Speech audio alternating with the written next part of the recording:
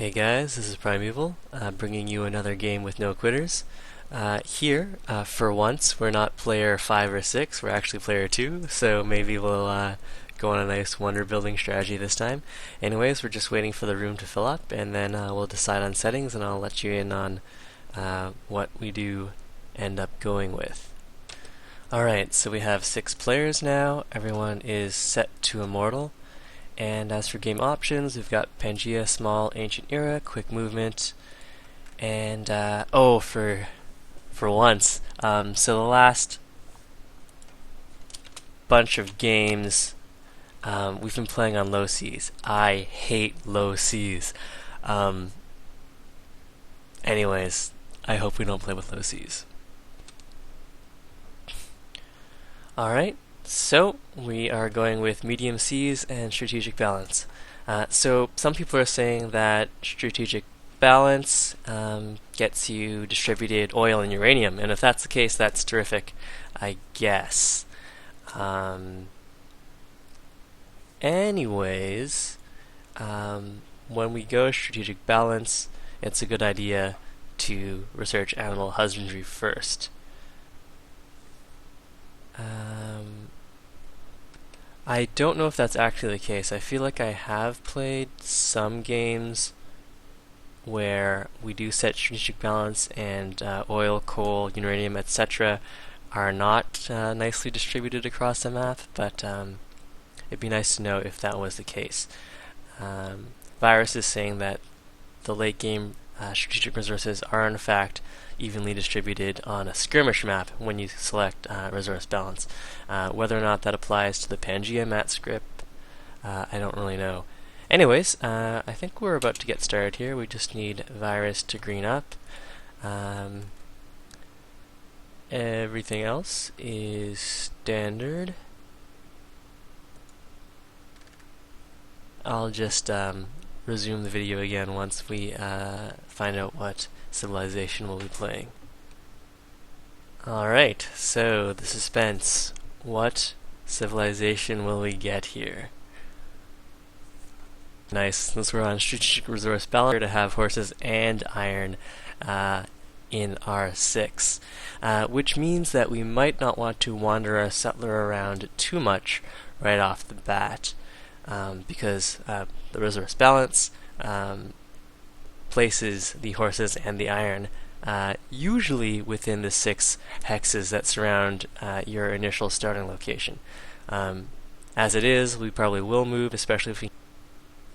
Anyways, so I think I was cut off there as I was saying, we probably will move if we can get a nice mountain, and it looks like we can.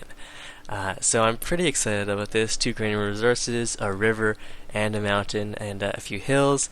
Not only that, but with strat resource balance on, we're guaranteed to have... so if I move here, I'll give up the crab.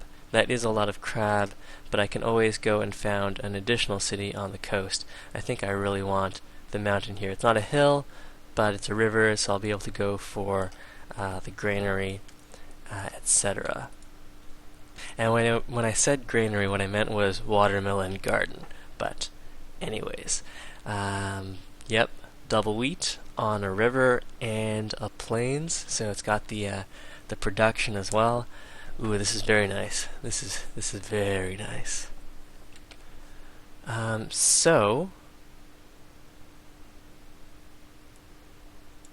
Yeah, so only one person settled in their initial spot.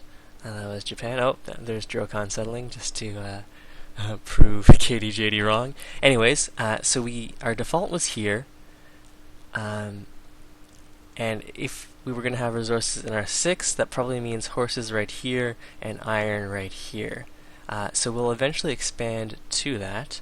Let's go and found our city here, and continue.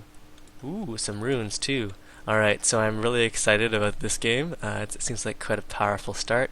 Let's go grab a scout and lock that down and switch it over to production focus for the old production focus trick.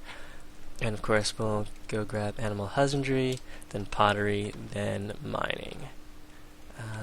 Yes, excellent. Let's roll. Yes, good. Yeah, so you don't want to move too much when you're playing Strategic Resource Balance, because then you'll move away from the horses and the iron. But moving for a mountain, as far as I'm concerned, is very worth it.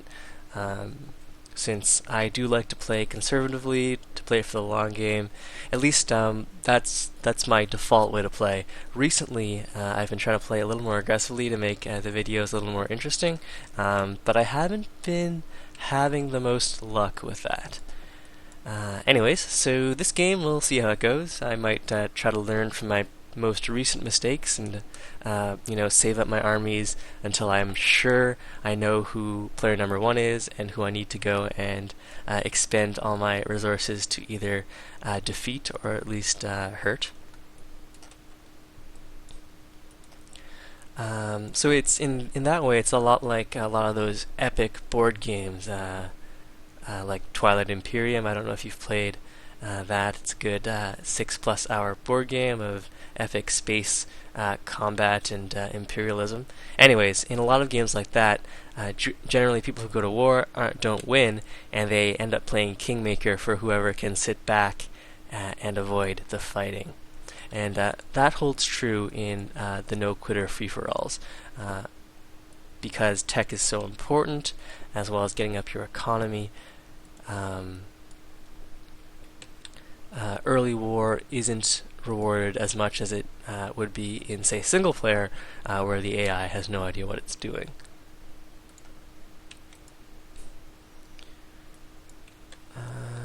So we've got water to the north and water to the south, as well as tundra. So I assume we're at the bottom of the map, and it looks like we might be in a bit of a pinch with water to the north and the south, which will make our capital easier to defend. So I'm definitely happy about that, if we are in fact in sort of a nice little corner, movement-restricted area. We've also got a bunch of desert hills that also have some nice food tiles, so that might be a nice place for a Petra city. We'll keep our eye out for that. In terms of resources, okay, so our horses, we settled on the horses. So unfortunately that means that that tile doesn't get doubled by our unique ability as Russia. So we lost out on the extra production from the horses, but at least we get the production right away. Now we haven't seen any city-states yet, so I think I'm going to want to build this worker here. Let's go and open up tradition, just because I really like the faster border expansion, and then we can go and decide to perhaps go up liberty, but I'm really liking the bonuses that tradition gives, and I guess I don't really mind training a settler and worker manually and not having the old worker production or the old settler production bonus, since it's hard to do ICS style in a free-for-all. You usually have to spend a lot of time building your happiness buildings, and maybe your libraries as well, depending on when you get your national college up, and that ends up putting you in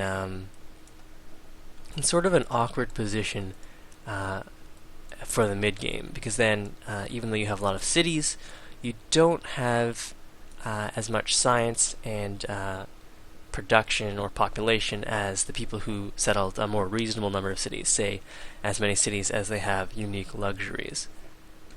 Of course, if you can get away unharassed going infinite city spam style, then you'll have a lot more universities than everyone else, which means more great people points, and in the long run, many more great scientists. And once you get past that little hump where you're getting up all of your infrastructure and science buildings, shall we open up liberty or start heading down legalism? Let's go tradition this time. Even though it looks like we have a lot of space to expand, I'm feeling tradition today. Let's also head up writing. Since we are player number 2, oh yeah, Our population grew like 2 turns ago, but I forgot to switch us over to actual good tiles here. Very embarrassing. At least that sped up our worker. And so we'll be able to get some of that lost production back when we go and lost food back, rather, when we go and make ourselves some farms. So here is Carl's. He's actually the first person we've met. We're far away, so we don't have to worry too much about the Huns coming to kill us, although that does put a small damper on our whole great library plan. So anyways, as I was saying about ICS in NQ free-for-alls, it can get a little dicey in the middle, but in the end, more cities really does pay off so long as you can manage the happiness. So unique luxury-wise, we've got wine, silk, diamonds, and we'll probably want to settle a city somewhere in this... Oh, and also dye. So settle a city somewhere over here to grab the dyes, and also to put a buffer between our capital and whatever civ this is. I'm guessing that's China, and as well as the Huns. So we are close to two neighbors who have some very strong, unique units and abilities that are applicable to warfare. So we don't want to get too comfortable. But since we did get that free tech, and I am tempted to try for the Great Library here, although we're not on top in terms of manufactured goods or population. Of course, this early, those values don't mean too much. I'll have to keep an eye on that once we get closer to building the Great Library. So once we finish the granary, we can decide whether or not we want to go for a more greedy wonder strategy. So if we are in a corner here with all this land to the right to ourselves, that would be really nice. And if that's the case, we might want to settle a city up here just to sort of lock off all this region to our right. Of course, that does put us close to the Huns, and the Huns are not really someone we want to have as a neighbor. There's all this salt here. Oh, salt is so nice. And perhaps the Huns in China will fight over that. Anyways, let's go see if we are in a corner or if we're in the middle of a Pangaea. That's sort of, maybe it's V-shaped and we're at the bottom of the V. So we're going to grow our population in 2 turns. I'll want to go and keep an eye on... let's actually go and switch this over here.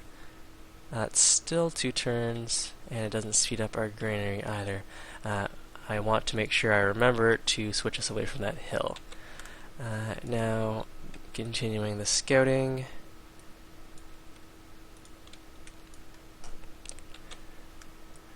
We've got barbarians everywhere, and one of the Huns... Ooh, and some marble. Some nice resources over to the north of China. So we could have the Chinese and the Huns fighting. Very thematically or historically appropriate, I suppose. Perhaps we've got Mongolia, some... Anyways, let's just keep exploring before I expose my lack of geographic and historical knowledge. So we can adopt our next policy here. Since I think we want to try for the whole wonder game, let's go and enhance our growth speed. And here we might either want to go towards iron. Actually, yes, let's go towards iron here. No, we'll grab calendar just to get that out of the way. Or archery. Archery might be better.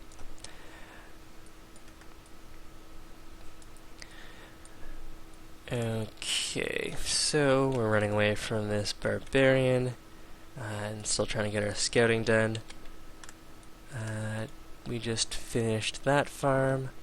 Let's get to work on this farm. We'll probably want some sort of a military unit. But somehow we're number 1 on military. I guess that's because both of our warrior upgraded, and as did our scout. Ooh, there's a lot of nice land here. I think we will try for the Great Library here. Up next, Great Library in 18. Let's go and squeeze out a warrior, a regular library, a shrine. There aren't any civilizations in the game that have any religious bonuses or can found religions more easily than others. Fine. Great library. But what if we had a shrine and could actually get a religion? I think what if we lose it on the Great Library? Oh, fine. We'll go for the Great Library right off the bat here. Religion can be quite powerful, but I'm not experienced enough with it to know whether or not I want to sacrifice other early improvements or units that I might be more excited about for getting up that shrine. If you're the first to find a religion, it can be very powerful. But if you're not the first, or maybe the second, the religions aren't really that great.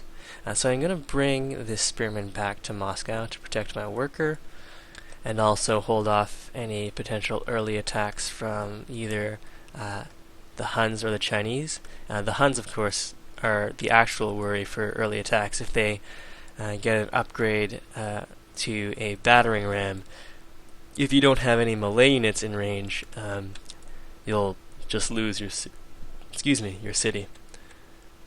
Here, let's keep exploring around. I didn't take a shot at that archer there, or that barbarian brute with my archer, because I want it to wander towards Florence. I want Florence to take a shot at it, and then I want to finish it off with my archer for some experience, or not so much some experience, from some influence with that city-state. Usually after work I'm kind of tired and my commentary isn't very animated. So I think I'm trying to overcompensate for that now by speaking quickly and loudly, which might be, it's definitely a change of pace from my normal commentary, which I think is generally more reserved, and I'll likely slow down as the game progresses, as I get a little more tired. Oh yeah, so we just grew there. Let's go and lock down another. Oh, that's not really relevant.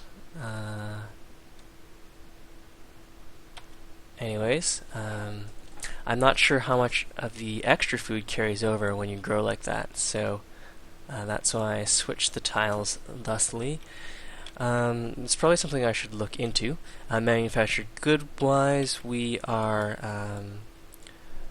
average, but no one else is too far ahead of us, and we don't have Egypt in the game, so our chances of getting the Great Library are fairly good. We're getting all of our food online. That definitely looks nice. Let's go and farm this tile. Now, unfortunately, even though we founded our city on the horses, which gets us the same production we would have if we had actually settled on a hill, the horses don't actually give us the combat strength bonus, so we only have the 12 shields here.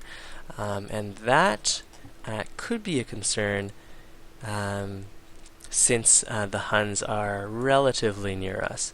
Let's go and pledge to protect, even though in all likelihood we'll be stealing a worker from Milan, as it's so close to our capital. And it is actually looking like we might be in a corner here. So if we go send a city up here, make sure it's properly defended, we can expand to the rear here at our leisure, and these cities will be pretty safe. There's also a river back here. We have a river at our capital. Rivers are really nice. Not only are they a source of fresh water, but they're an important source of gold. And not having a river can hurt your economy a lot more than some people might realize. Alright, so we set ourselves up to grab philosophy with the tech from the Great Library. Now let's work our way towards construction. Yeah, well, let's hit up the wheel first and then head up towards construction. Construction, just in case we want, or need rather, composite bowmen, and we might switch that over if we want to try for the Hanging Gardens, or switch it over towards ironworking, since we know that we'll have iron near our cap, and that'll get us a little more production. Now, as far as the tiles we want to be working, let's go and actually get some food in the mix. And steal ourselves a worker here. Thank you, Milan. And sure, let's have some peace.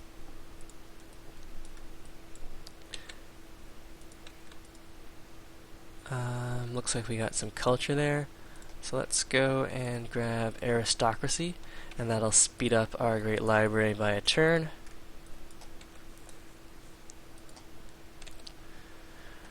We should also go and have a look at what our neighbors took by way of... Ooh, China beat us to the Great Library. They must have chopped down some forests. Oh well. So that's disappointing.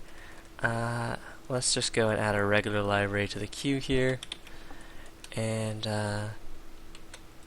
oh man, I was so looking forward to getting the Great Library there. Anyways, 5 turns, we were beaten fair and square. Let's take a look at what policies people have been taking. Everyone went down Liberty, and China got the Great Library. China's not even #1 on production. That must have been fueled by chops. Anyways, let's go and farm some more tiles.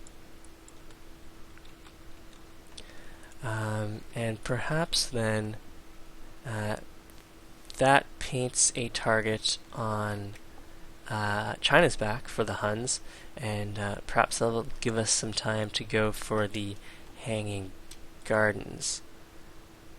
Yeah, we'll hit up mathematics and try our luck at that.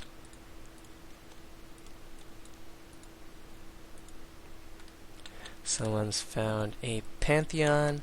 I guess in this case, since we lost out on the Great Library, perhaps we should have built ourselves a shrine. Let's see what pantheon they chose. There's one, the +1 production, that's the Chinese, so that helps their production. +1 from jungle tiles. The Huns apparently are surrounded by jungles.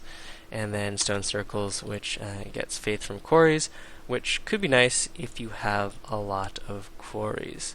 Of course, the annoying thing about that pantheon is you have to improve either the stone or the marble before you can actually get that. It's not just faith from stone, unlike, say, desert folklore, which is faith from deserts. Of course, unimproved deserts.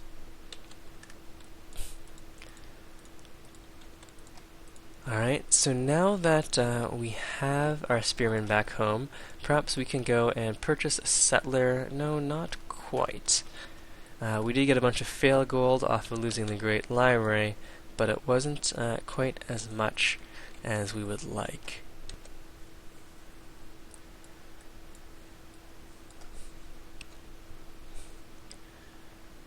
Alright, Singapore desires wine, natural wonders, and we've got this archer here.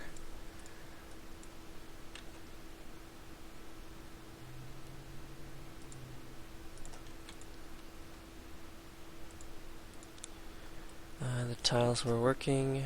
we are happy with that. Population-wise, we are number 1, so that's definitely nice. But I think we might be one of the only civs not... Okay, maybe not. Probably KDJD and Siam and the Japanese are also just on a single city. It's possible the Japanese have expanded, but it's hard to say from that particular score. Alright, so here's this archer coming along to make some trouble for us. And so what I think I'll do is pause the video here, and I'll see you in part 2.